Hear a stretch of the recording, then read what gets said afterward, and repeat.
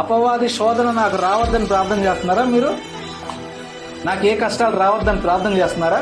మీరు చేసినా చేయకపోయినా అవి వస్తాయి. అసలు ఏం ప్రార్థన చేయాలి?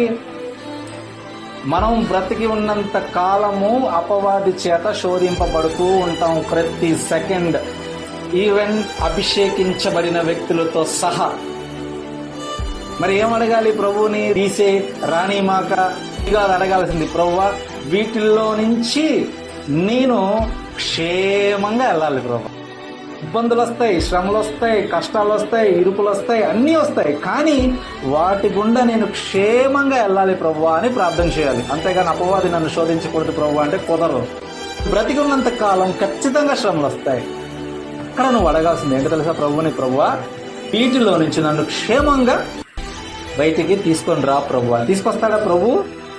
తీసుకొచ్చాడా? శద్రకు, అబేద్నెగో, మెషక్ని ఎలా తీసుకొచ్చాడు బయటికి? అమ్మా ఎలా తీసుకొచ్చాడు? వాళ్ళ మీద కాలిన వాసన కూడా రాలేదంట.